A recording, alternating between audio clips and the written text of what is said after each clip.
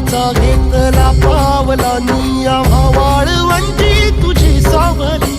गळा भेट घेण्या भीमेची निघाली तुझ्या नाम घोषात इंद्रायणी